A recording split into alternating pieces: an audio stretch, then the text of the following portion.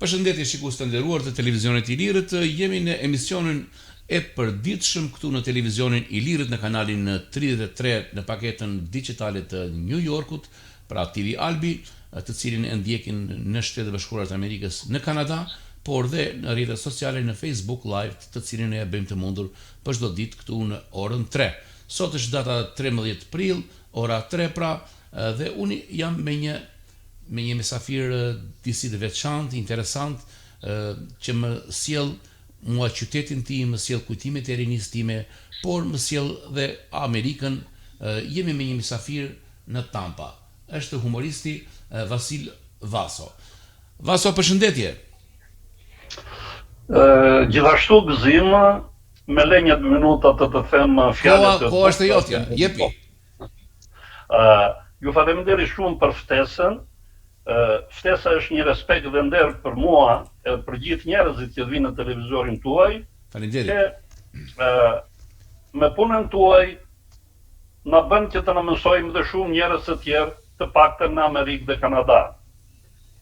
Po kujtoj pak vitet para 90-s, që jetuam në atë kohë dhe në atë sistem, dhe juve me pasionin tënd të pamundur ta zbatonit në atë vend kur po të thoshe fjalën Amerika të mirë të dreki, ndërsa tani gjysma e shqiptarëve janë në Amerikë, një çudi dhe një lëvizje botërore e kohës me këtë emigracion, dhe atë ëndër që ti nuk e realizove në fier, me pasionin dhe me punën tënde, më vjen shumë mirë që realizove në Chicago të Amerikës.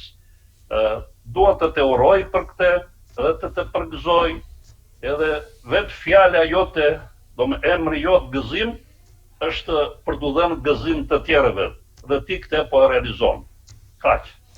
Vaso, unë të falenderoj dhe për konsideratën që ke për punën tonë këtu në Amerikë, por duhet të them atë që ju për neve fjerakët në përgjithësi dhe ju keni qenë një njeri telegrafisht. Vinit me biciklet ose vinit me motor në kohën më të fundit, fustët një batut edhe shpejt e iknit. Ne të pyesnim, Vaso, po rri dhe pak, na thonë në gjë tjetër. Nuk kam kohë të ri, unë I bëj provat me veten time, flas pak për vete, pak për ju dhe iki. Dhe ju përsëri keni ngelur, po Vasili I njëjtë që keni qenë gjatë gjithë kohës në fier.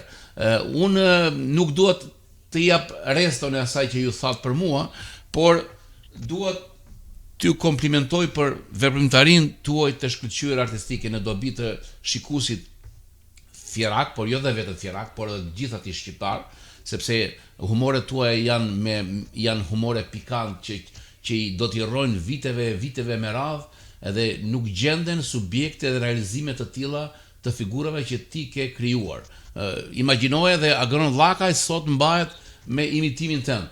Ka shumë aktor fjerak, po Agron Llakaj të shqepur ty që nga memalie dhe nuk të ndajet. Kështu që unë të komplimentoj, ndërkohë që dhe fieri nuk ta ka harruar atë kontribut të madh që ti ka dhënë fjerakëve dhe artit, humorit në përgjithësi. Je qytetar nderi me sa duket, apo jo, Vasil? Po, e kam marrë të tillën nga Bashkia e Fierit dhe ja falenderoj shumë. Qartë, kjo në fakt është merita juaj, nuk është merita e bashkisë, por të paktën bashkia I hapi syt, sikurse ne I hapim që t'ju thrasim ju në telefon dhe t'ju kemi pjesë të emisioneve tona televizive këtu në Amerikë, sepse në fundit jeni njeriu që e meritoni, jeni në fundit njeriu që njerëzit do ju ndjekin nga mbas për atë histori që ju keni. Vaso, në fakt emisioni jon sot është Don't Panic, mos e merr me frikë, I bjem shkurt në shqiptarët, në lidhje me koronavirusin, me këtë virus të tmerrshëm që ka prekur gjithë botën dhe më së shumti Amerikën. Dy fjalë aty në Tampa ndihet në çik të kanë mbyllur në shtëpi me Chelsea apo si është puna? Shiko, kjo çudi botërore dhe situata që është krijuar që të kuptojnë njerëz, shtete dhe personazhe dhe persona të mëdhenj që janë të pafuqishëm para mikrobeve të natyrës edhe para këtij koronavirusit, I cili alarmoi botën dhe që po luftojnë të gjithë dhe akoma nuk I gjejnë ilaçin.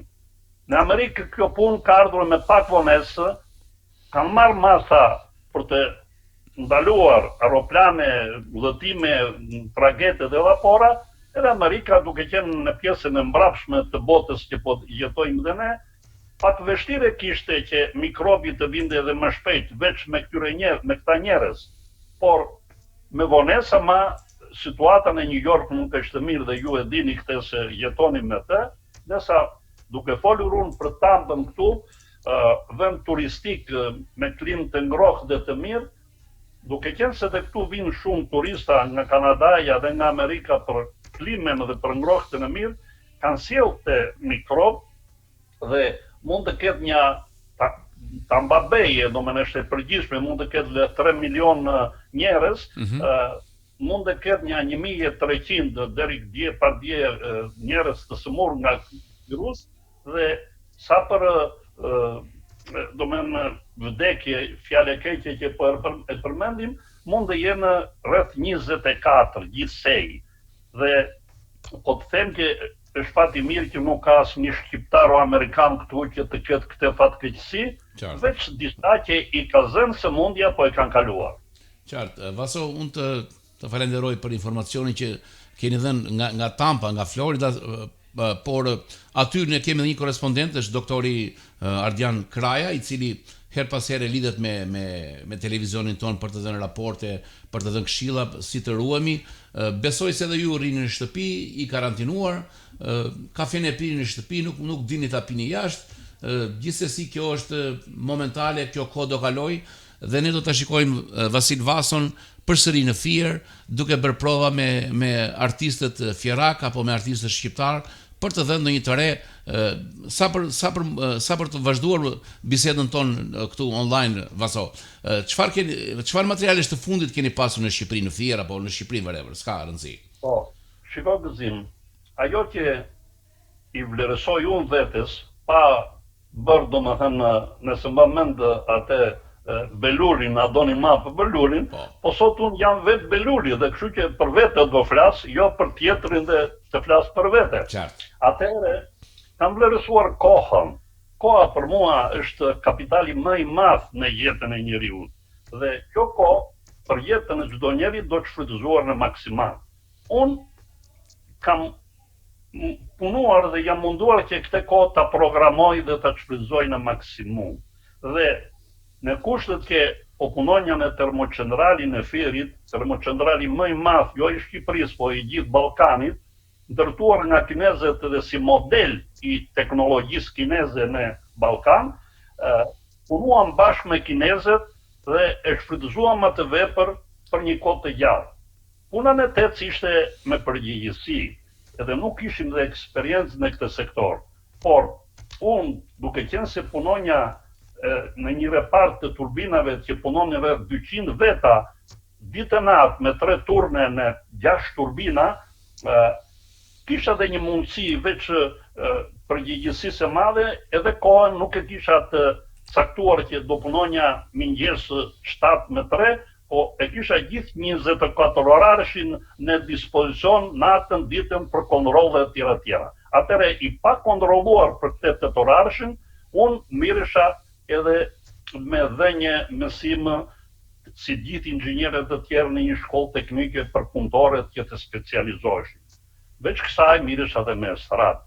Dhe stratën e kisha pasion që me kohë, që kur mbarova shkollën e mesme, por në këtë pikë në Fier, që gjeta një ambient shumë të mirë, mund të them që regjizori që na erdhi neve rastësisht nga Vlora dhe njifet shumë më shumë se neve që është shkrimtar teatror dhe shkrimtar edhe regjizor i mrekullueshëm, gjeti në Fier duke përdorur këto dy forcat të tia, quhet Pullumkulla, mos jarojmë emrin, përdori dy forcat të tyja dhe ne dhe ishim ai brumi që ai na gatuante. Por në Fier fati madh që se 6-7 aktorët që ishim në strat, ishim karakteret të ndryshme. Edhe ai i vinte që latin çdo njerit sipas aftësive dhe mundësive. Përfundimisht me këtë punë në Fier, është ajo që thatë në fillim që bashkia mua më nderoi dhe e kam për faleminderit, po edhe presidenti na bëri disa nderime dhe disa medalje na infrashari kështu. Po tani janë kujtimet e jetës dhe kujtimi i sotshëm që po më bën mua ti në një moshë të tretë se jeta e njeriu ndahet në 3 etapa. Periudha shkollore, përgatitja për jetën. Periudha e punës, përgatitja për rritjen e fëmijëve të tyre edhe për perspektivën e tyre, dhe mosha e tretë është dalja në pension. Tani unë jam në moshën e tretë, nuk dal në pension. Por dalja në pension është një moment kritik në jetën e njeriu. Nuk është do një gëzim se dolla në pension edhe shpëtove nga puna. Përkundrazi tani po e ndjej me këtë koronavirus që rrim mbyllur në shtëpi, çfarë do të thënë të rish pa punë. Dhe do ishte mirë, mendoj, propozim i kot tani që njerëzit mos dalin me njëherë në pension, je që Amerika e ka dhe në jetë, po të paksojnë qikorarin e punës, jo të torë katror, dhe vashavash të zbutet dalja. Megjithatë unë, pavarësisht se dola në moshën 60 vjet në pension, nuk dejta pa punë. U mora me punë tjera, edhe artistike, edhe tjera, kështu që jo vetëm aspekti ekonomik, po aspekti shëndetësor, ka të bëjë me vazhdimin dhe jetën. Qartë, Vasil, unë duhet... Po të një gjë të vogël lidhur me këtë, që shëndeti i njeriu është kapitali më i madh në botë. Dhe një filosof ka thënë që është më i lumtur një lipsar që është i shëndosh, se sa një mbret që është i sëmur. Duhet të ruajmë shëndetin tonë. Qartë. Dhe kjo është arsye që gjithë njerëzit janë karantinuar në shtëpi, jo se ka dhënë urdhër Trumpi, apo se ka dhënë urdhër Rama, apo whatever kush ka dhënë urdhër, por njerëzit në radhë të parë ruajnë shëndetin e tyre. Shumë kush e lexon ndryshe, por kjo është e vërteta. Vaso, në kuadrin e kësaj që ju thatë, unë dua të analizoj atë vetin tuaj të mrekullueshme. Ju keni qenë njëri me 3 bordero, në Fier, kështu ju thoshim kur vinit pinim kafe me atë në zënë 250 ke qenë me 3 bordero, edhe kur të pyesnim neve, o Vaso, po vdiqe duke bërë monologje, pse nuk po na bën edhe skeqe të tjera, apo të jesh në teatr, apo whatever, gjëra të tjera.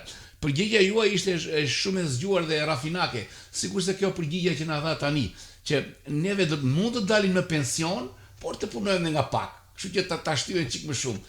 Shpirti jot racional dhe ekonomikar, edhe në këtë kohë, në Tampa, ndihet dhe në këtë intervistën që ne kemi së bashku këtu online, ndihet ndaj ju keni qenë shumë i suksesshëm në monologjet tuaja që mbahen si figura që tamam si Beluli. Siç ka qenë Beluli, ashtu janë monologjet e tua. Dhe unë për këtë shkak kam shkëputur një monolog që ka lidhje me bizneset. Edhe më kanë thënë që atë biznesin që ti ke bërë në Fier, e kanë filluar ta bëjnë në Miami, jo në Tampa, po në Miami. Dikush ka nisur të bëj bloqe, sepse njerëzit kërkojnë që të bëjnë rrethime, të bëjnë garden të mëdha, fensa të mëdha, dhe nuk duan t'i bëjnë me dërrasa apo me tel, po duan t'i bëjnë me bloqet e Vasil Vasos, të cilin të nderuar shikues ju do ta ndiqni tani në këtë. Sa dhe unë të bëhem afarist, është gjë e bukur më thoshin, po ka shumë të papritura, unë e di që ka me gjurë. Në fillim me thashë do bëj do i karburant, po kur pashë nga Fieri dhe le patos 10 karburante, e lash, që nga gjithas. Do mire me materiale ndërtimi, thash, dhe fillova të prodhoj bloqe betoni. Në fillim puna nuk me ecte. Njeri nga shokët më tha, ore, po bëj një reklam. Reklama është shpirti tregtis. Dhe kishte të drejtë. Sa kam udhëtuar në për Shqipëri, nuk lash urë dhe mur pa lexuar astir bojra. Po unë, çfarë po bëj? Një të bërë një reklam 2 metra me 4 metra, shesim bloqe. Vura dhe lamba elektrike, me një relé ndizeshin dhe fikeshin. Shesim bloqe, fa fa fa fa, shesim bloqe, fa fa fa fa. Urit prodhimi 8 herë, urit fitimi 10 herë. E zgjidha thash. Një ditë me vjen një vetur, dohen 3 veta, një flok gjatë dhe 2 tullac. Duam 500 bloqe betoni, tha. Po si u thash? Qa firme jeni? Jemi firma Kolokithja Merigon.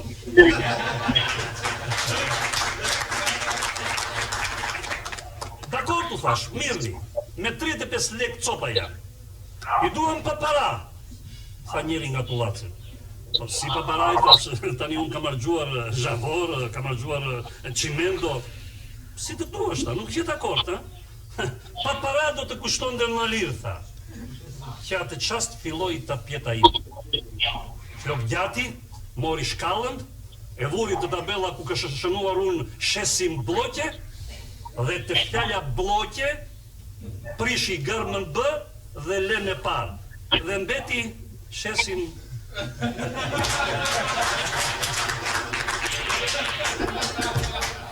Bo, thash, nga magjeti, zbriti nga shkalla dhe tha, po deshe, tha, prishe.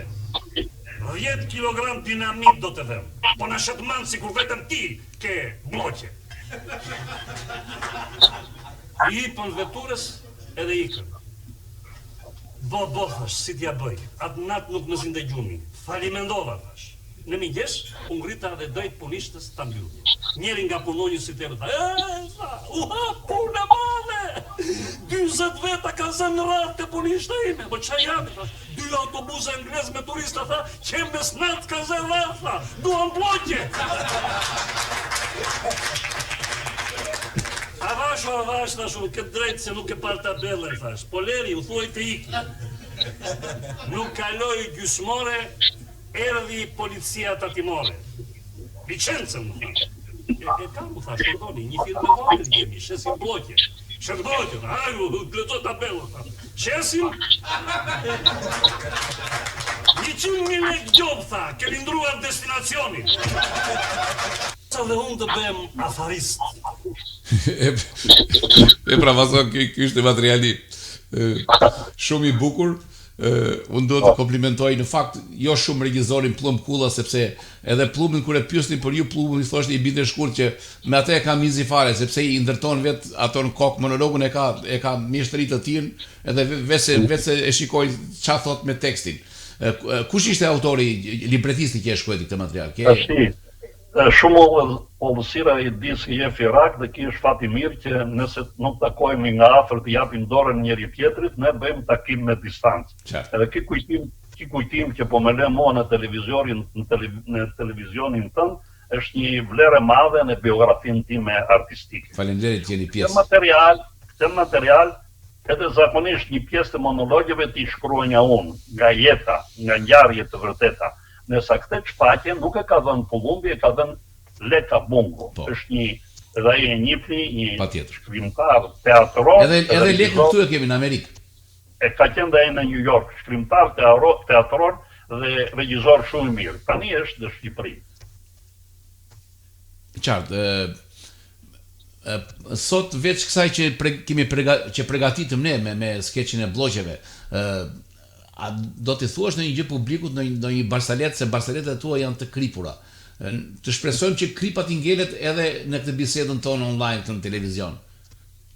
Po, duke qenë se çdo situatë krijon si thua humorin e saj dhe barcoletat e saj, se barcoletat nuk janë krijimet e një shkrimtari. Ri një shkrimtar edhe shkruan një roman, ri një shkrimtar tjetër dhe shkruan barcoleta. Barcoleta janë filosofia e filosofit popull, i cili në momentet e caktuara në bisedat e zakonshme krijon batuta aq të zgjuara dhe aq të mira që pastaj tregohen në formën e anekdotës. Flasim tani për gjendjen që po jetojmë. Pavarësisht si situata e vështirë, populli krijon dhe humor.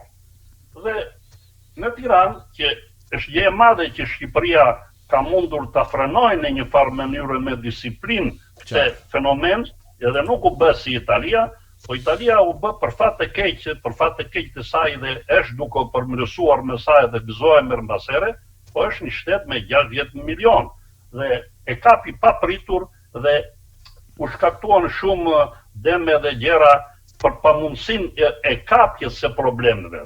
Nuk e menaxhuan situatën. Po, u krijua dhe një frikë në gjithë Evropën, se ç'po bëhet. U krijua dhe një frikë në Shqipëri. Dhe Shqipëria vuri këto ligje edhe disiplinë. Mirë po kishte edhe njerëz që hiqeshin trima, po në fakt ai ishin trima. Edhe një gazetar, një tip humorist, krijoi një mundësi për t'i provuar këta trima. në autobusin që po qarkullonte dhe njerëzit duhet ishin larg njëri tjetrit, ishin hipur 50 veta. Ky, pasi kishte veshur një kostum të mirë, një kapele Republike Syza dhe hyri në portën e autobusit në një stacion. Edhe bërtiti, "Signori", tha, të gjithë kthyen kokën nga ai. "Buongiorno a tutti." Për 5 sekonda u hapën dyert e autobusit, veta zbritën nga dyert dhe 10 nga dritarët. E bukur. Të gjithë kanë frikë e italianët sot. Po. Tashti anekdota ka plot të tjera, mbase do virada, kur të duash. Kjo ishte për kohën që po jetojnë për korona. Nëse ke ndonjë tjetër të fortë, na thuaj sepse minutave tona po i vjen fundi. Shiko, po, atëre. Kam botuar disa në Facebook, disa anekdota për qefin tim që mund të bëj një libër të vogël me anekdota. Libër të tuash. Por, mendoj që në këtë moment të tregoj një anekdot që ka të bëj me vlerën e gjuhës së huaj. Gjithë shqiptarët që kanë ardhur në Amerikë kanë vuajtur nga bashkë me gëzimin e madh që u dolli lotoja, kanë ardhur, filluan të punojnë, e pan që në punë i pengonte gjuha angleze. Ata që ishin të rinj e kaluan shpejt, të tjerët pak më ngadalë, ne në brezin e tretë me zi po ka përcejnë këtë provim të vështirë. Dhe paralelisht po e kap këtë rëndësin që ka gjuha e huaj në aspektin e kafshëve. Maçoku dilte çdo ditë dhe mi dilnin për të ngrënë dhe i paloste. Ha 1, ha 2, ha 3, gati po i zhdukte. Një ditë, mit menduan, ti lutën maçokut mbas u krijon një mundësi që të hanë dhe ata. Dhe njëri nga maçokët, njëri nga mit i vajti maçokut dhe i tha: "A ka mundësi, tha, të na krijosh një mundësi të jetojmë dhe ne se u çfarosëm, tha. Që deri në një orar të amne, edhe pastaj mund të vishtim." Maçoku rënd me autoritet ju tha: "Keni të drejtë, tha. Atëherë unë në orën 10, tha, do ipi në një karike, e do bëj miau, po dëgjuat fjalën miau, ju zhdukun në përvrima se do t'u ha." Dakord. Ditën e dytë, e tretë, u kënaqën me duke ngrënë dhe maçoku vazhdonte atë që kishte dhënë llafën marrëveshjen. Mirë po kaluan 5-6 ditë, maçoku vu para vështërsive. Dolli një ditë në karike, shipi, nuk bëri miau, po bëri si qenë. Maçok, ata mikë vazhdonin të hanin. Zbriti maçoku, mbërtheu njerin tjetri, mbërtheu dhe këtej që kishte bërë marrëveshjen.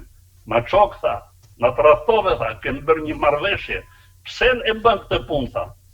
Pse nuk bëre miau, po bëre si qenë, tha. Në këtë botë, tha maçoku, po nuk dite një gjuhë të huaj, vdes për të ngrënë." Shumë e bukur të kjo Vasil. Vasa unë të përshëndes dhe të falenderoj shumë që ishim bashkë në emisionin e përditshëm këtu në Don't Panic në televizionin i lirë Chicago. Shpresojmë të jemi së bashku, sepse ju jeni një ndër personazhet më aktiv në sofrën fjerake.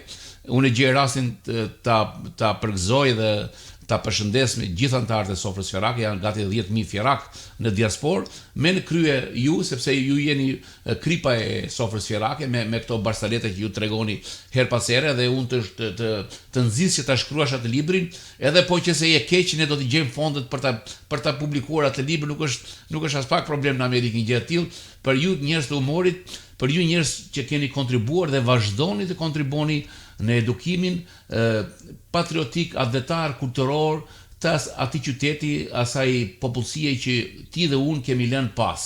Unë të përshëndes, të uroj shëndet, të rish në shtëpi, do të gjenë kohën që të dalim dhe të pim kafe, unë do të vinë në Tampa, ti do të vish në Chicago, dhe pse jo të bëjmë dhe humor me pjesë tuaja të kënaqim gjithë diasporën këtu që gjendet në Amerikë. Vaso, unë të përshëndes, të falenderoj, gjithë të mirat dhe miru pafshim në takime të tjera. Shumë faleminderit, më këllen një kujtim në biografinë e kujtimeve të mia të jetës dhe jam mirënjohës. Mbase në firë në mos në Chicago do takohemi dhe në ambientin ton do jem do të shpërblej mirënjohjen që më ka bërë. Faleminderit Vasil, është Shëndet respekt për ty. Edhe gjithë të fala shqiptarëve në Chicago dhe kudo. Faleminderit Vasil.